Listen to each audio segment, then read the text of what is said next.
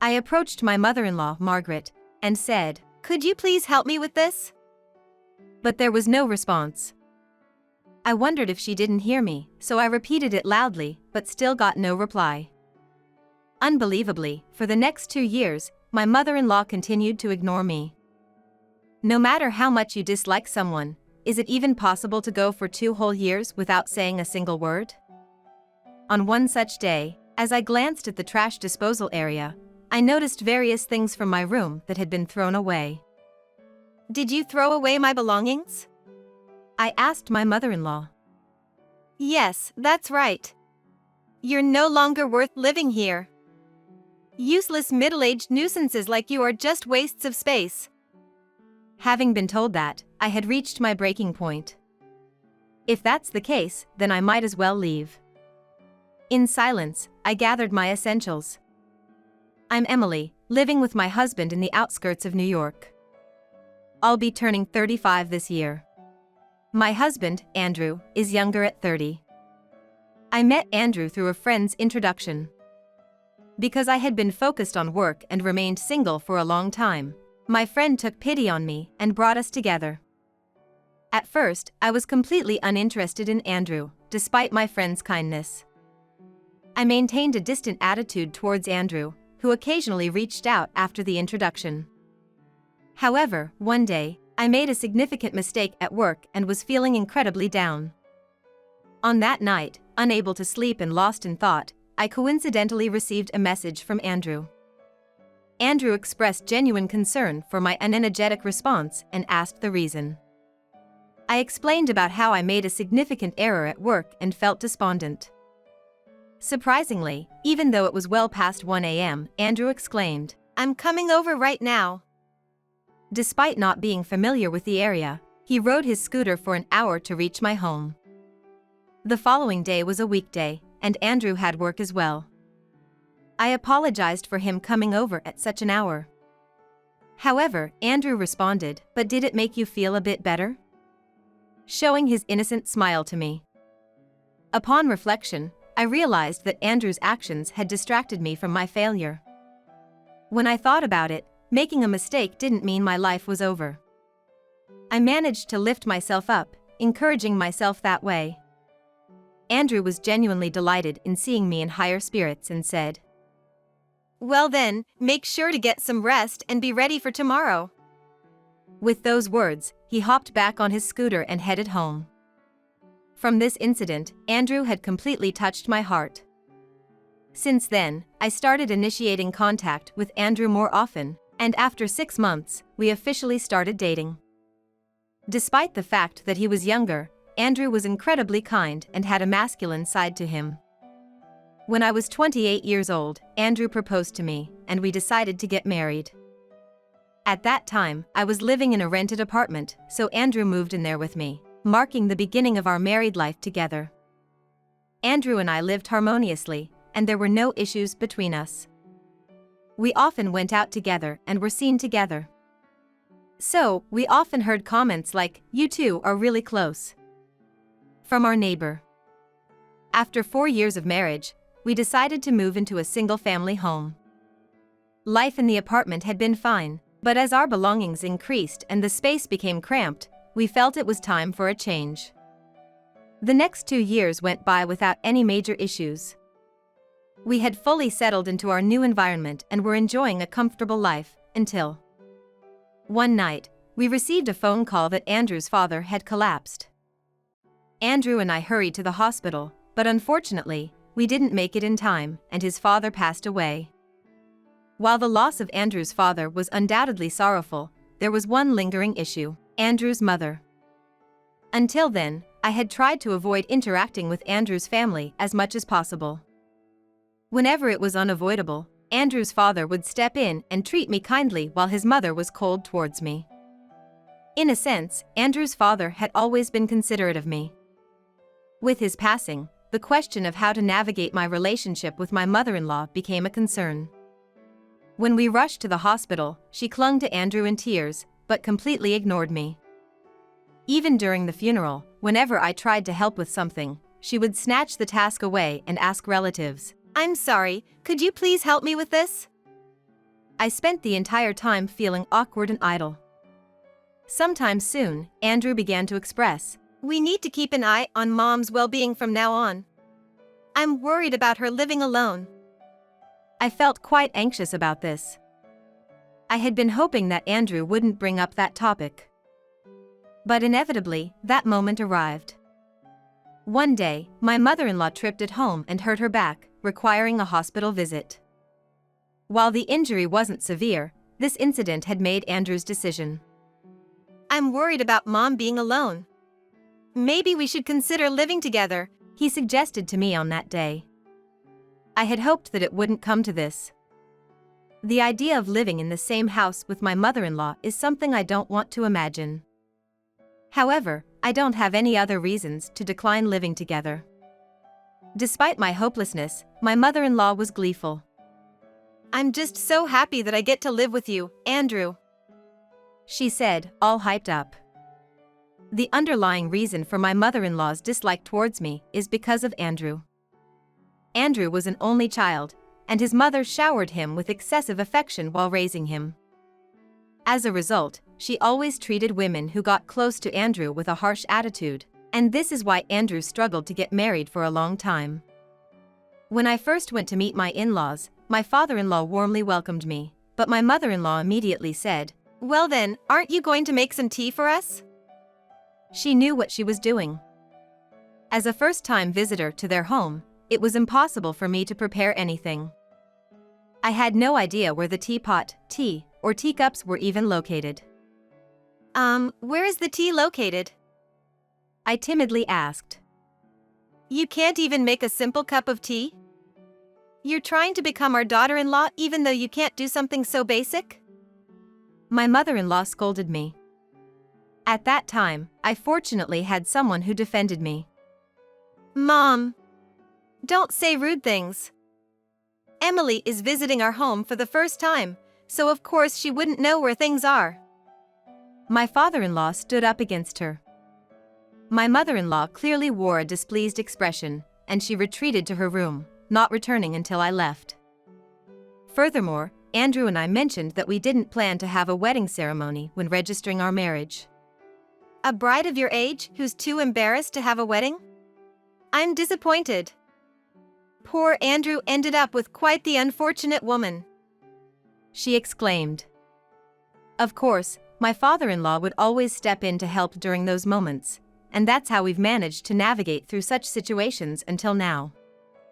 Therefore, the idea of eventually living with my mother-in-law was my biggest source of anxiety. When the topic of living together finally came up, I was filled with an overwhelming sense of darkness. While Andrew tries to protect me from his mother's behavior, he has difficulty asserting himself against her due to their long-standing relationship. I can't imagine being helped by Andrew in such situations. And so, a life of us together filled with uncertainty began. On the day of the move, my mother-in-law arrived at our new home in a taxi, having a broad smile on her face. Clinging to Andrew and not leaving his side, she didn't lift a finger to help with the moving boxes, leaving me to carry everything into the house. My mother-in-law started to wander around the house. "I like this room. Isn't this the brightest room? Let's make this room mine," she suddenly exclaimed. The room she pointed to was my room, and obviously, my belongings were in there.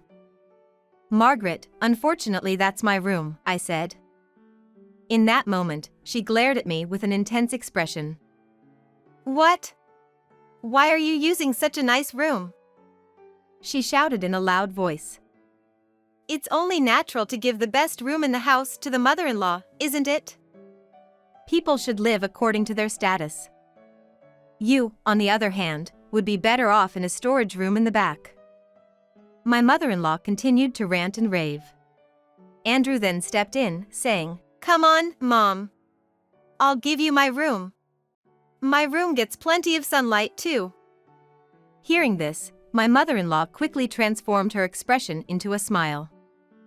"Oh, Andrew, you're such a sweetheart. You're the breadwinner of this house, so you don't need to do that. In situations like this, It's a manner for the daughter-in-law to show respect by offering her own room to the mother-in-law. But Emily, you really do have poor upbringing. I can hardly sense any respect for your mother-in-law. No wonder you couldn't get married until you were older. With that, my mother-in-law continued her tirade, and with a sidelong glance at me, she walked with Andrew into the living room. In the end, the problem of my mother-in-law's room seemed to settle as Andrew agreed to give up his room, and her mood appeared to improve. However, from the very first day, I already felt a sense of despair. The thought of this kind of life continuing indefinitely cast a dark cloud over me. What would be waiting for me? I wondered. With these anxieties in my heart, our life began. Both Andrew and I were working, so until now, I had been doing the household chores after coming back from work. This time, with the cohabitation, I hoped that my mother-in-law would at least help with some of the housework. However, she didn't do any household chores at all. Despite having plenty of free time evident from her lifestyle, she didn't do any cleaning, laundry, or meal preparation. But there was something even worse than that. When I tried to talk to my mother-in-law and said, "Could you help me with this?" there was no response. I thought she might not have heard me, so I raised my voice and said, Margaret?" Still, there was no response. It was clear she was ignoring me, and she continued with her blatantly cold attitude. I was just exasperated by it all. It's unbelievable, but for over 2 years after that, my mother-in-law continued to ignore me, never exchanging a single word with me. Could it really be possible for someone to completely shut out another person for 2 whole years, no matter how much they disliked them? Moreover, I discovered that the meals I had prepared were sometimes thrown in the garbage, or she would leave the house to eat outside instead. Her selfish actions and the constant ignoring, which might seem subtle, were quietly wearing down my emotional state. I wondered if I had to continue living like this in the future. During that time, my only source of hope was Andrew's presence. However, Andrew slowly became busier with work, often coming home late and going on frequent business trips. I didn't want to constantly rely on Andrew, but when there's no one at home to share my concerns with, it becomes a life of enduring my mother-in-law's hostility. I wondered how long this kind of life would continue. Those were the thoughts that filled my head daily. One day, when I returned home from work, Andrew hadn't come back yet. As I was preparing dinner, including a portion for Andrew, my mother-in-law entered the kitchen and spoke to me for the first time in 2 years. "Oh, you don't need to bother with Andrew's portion. No one wants to eat this trash-like meal anyway," she said. I was surprised by my mother-in-law speaking directly to me, but her words were still dripping with sarcasm. "Since it's something made for Andrew, I'll be the one asking him whether he wants it or not," I replied. Upon hearing that, my mother-in-law briefly showed irritation on her face before quickly transitioning into a sly smile. "Emily, do you actually believe that you're needed within this household? Have you even noticed what your husband is up to?" I didn't understand the meaning behind her words, so I remained silent. She continued, "Andrew is currently obsessed with a more wonderful woman than you know? That's why he probably wouldn't want to eat your cooking anymore. He wouldn't even want to associate with you." "What?" Just at that moment, Andrew arrived home. He came in humming a tune, in a cheerful mood, and was surprised to see me and my mother-in-law engaged in a conversation. "What are you two up to in the kitchen?" he asked. I tried to ask Andrew about the meaning behind my mother-in-law's words, but the words didn't come out. At that moment, my mother-in-law chimed in, saying, "I was just sharing the charming story of Andrew's new adorable lover. After all, isn't it tiresome to have an aging wife waiting for you at home?" Andrew, without showing any remorse, responded, "Oh, so Mom spilled the beans, huh? It's not like I dislike you or anything, but nothing can compete with younger girls. Still, it's all just a casual fling, so it's no big deal, right? Why not just marry that girl then? I'd love to have a younger and more charming daughter-in-law around the house.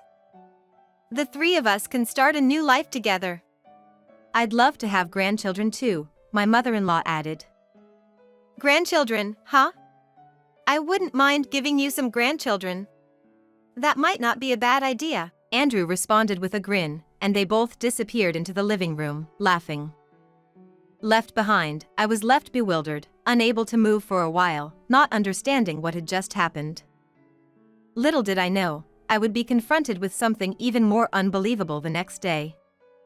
Returning home from work with a heavy heart, I parked my car in the parking lot and happened to glance at the trash bins as I passed by.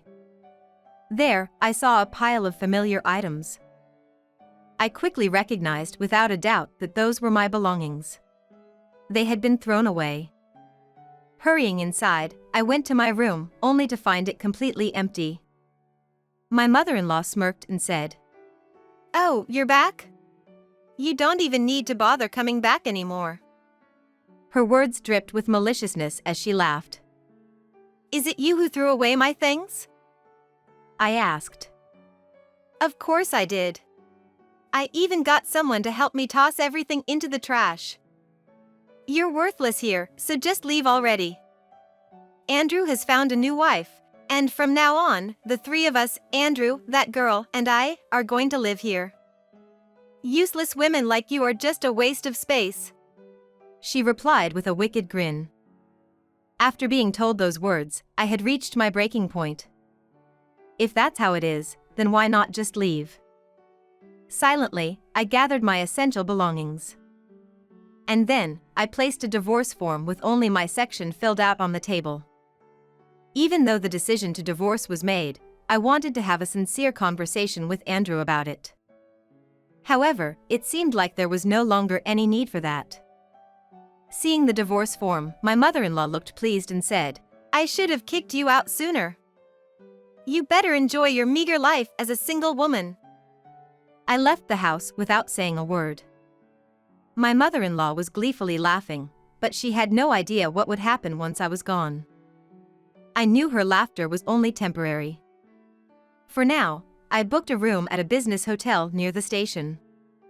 I would have to commute to work from this hotel for a few days, but during this time, there were several things I needed to take care of. For a week, I commuted to work from the hotel while taking care of various procedures. During this time, I of course received no contact from my mother-in-law, and there was no communication from Andrew either. Despite being presented with divorce papers by his wife, he hadn't said a word about it. It seemed he didn't care about where I had gone or what I was doing. Andrew from the past wasn't that kind of person. Did living together with his mother change him? Or was he always like that, and I just didn't realize his true nature? It's a sad feeling, but there's no helping it. I can't imagine walking the same path with someone like him in the future. I have no choice but to focus on what I need to do. After another 2 weeks had passed, one day I received a call from Andrew on my phone. I was working at the office at that time, so I didn't pick up. After finishing work and checking my phone again, I saw that Andrew had called me numerous times. And then, I received another call from him. "Hello," I answered. Andrew's voice came through, frustrated. "Why didn't you pick up the phone all this time? What were you thinking?" "I couldn't help it, I was working." "What do you want?" "Don't play dumb. Today, a real estate agent came saying there's a buyer for this house, so they told me to leave." "Well, of course. I put that house up for sale half a month ago." "What?" Andrew was left speechless. I told Andrew, "You do understand that the house is under my name, right? If I can't live in that house anymore, then it's no longer necessary. You wouldn't expect that after being kicked out of the house, I'd leave it behind for you and your mother, right?" Actually, that house originally belonged to my father. It wasn't huge, but I had thought about living there after marrying Andrew. So, I had the house renovated by a relative's remodeling company at a reasonable price. As a result, it's in fairly good condition. With that in mind, I assumed that if I were to put it up for sale, a buyer would come forward quickly. The day after I was kicked out of the house by my mother-in-law, I put it up for sale through a real estate agent, and within half a month, a buyer appeared. Wait a minute. Are you seriously planning to divorce me? I wouldn't joke about leaving a divorce notice behind. Surely you're not going to ask me to come back now, right? Then the phone was passed to my mother-in-law. Emily? What do you think you're doing? Trying to kick us out of the house with such a dirty trick is absolutely despicable. You're truly the worst daughter-in-law. Buy the house back immediately. Huh? Who's really the worst here, Margaret? Weren't you the one who kicked me out of that house in the first place? Reflect on your own actions. Anyway, that house is already listed with the real estate agency, and if there's a buyer, you'd better leave quickly, or you might end up getting arrested by the police, you know? Then, my mother-in-law shouted loudly through the receiver. What did you say? You've been living off of Andrew all this time, so what's with that attitude? Who do you think enabled you to have this life? It's all thanks to me, I replied. Huh? If you didn't know that the house was mine, that's one thing, but did you actually think Andrew was paying for everything? Andrew's salary is only $960 after taxes every month. That's quite low even among average office workers' salaries. So, all the living expenses were covered by my salary. My income was more than enough to cover the expenses, and it's significantly higher than Andrew's. To put it bluntly, I'm the one who has been supporting you and Andrew. Do you understand now? $960. That can't be true, right? Unfortunately, it's true. So from now on, you and Andrew should try to manage to get by on your own. Oh, and you mentioned that Andrew's affair partner could become his wife, right? Well, that could be an option for you. Although, I'm not sure if anyone would willingly marry a low-paid office worker who's living with his mother. It's not like that, Emily. Please don't misunderstand. I was just joking around a bit. And Andrew feels the same way, you know. His feelings for you haven't changed. I was utterly exasperated by my mother-in-law's desperate excuses. To think I had endured living with this mother and son for 2 whole years, how much time had I wasted? Regret was all that remained. Anyway, I've already started a new life in a new place. I have no intention of getting involved with you two any longer. So, hurry up and file for divorce at the city hall, leave that house, or whatever you want to do. I won't have anything to do with it anymore. With that, Andrew quickly took over the phone and replied, Hello? Emily, please, maybe we can start over again. Can you reconsider? In a desperate tone. But in response to those words from Andrew, I felt a strong sense of disgust. I thought about how the Andrew from the past was a completely different person from how he is now. With that in mind, I said, I never want to see your face again. Take care with your mother. Goodbye. I heard some words being spoken from the other end of the line, but I hung up without saying anything further. After that, Andrew and his mother did not move out of the house easily. They were eventually served an eviction notice by the real estate agency and were forcibly removed from the house. Finding themselves in a difficult situation, they managed to rent a cramped apartment. For the long passage of time without any progress on Andrew's end regarding the divorce papers, I enlisted the help of a lawyer to locate Andrew's address. With their assistance, I managed to get the divorce papers submitted to the city hall and finally obtained a divorce. Naturally, Andrew's affair partner, upon learning of the situation, disappeared without a trace, cutting off all contact. It seems she managed to escape completely. This is something I learned later, but astonishingly, Andrew had voluntarily left his job after we started to live together. With my income available, he didn't face financial difficulties. Apparently, he used his personal allowance and money taken from my wallet to cover the expenses of his affair with the other woman. However, now that he no longer can rely on my salary and has to support himself and his mother, things have changed. Andrew has been searching for a new job, but he hasn't been able to find a good opportunity. At present, he's working as a temporary security guard and doing odd jobs. Andrew told his mother to earn your own living expenses. She did look for a part-time job, but she couldn't let go of her previous carefree lifestyle, and the jobs never lasted.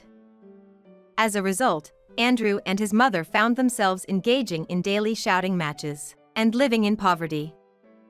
Since then, I've been living a comfortable and free life every day.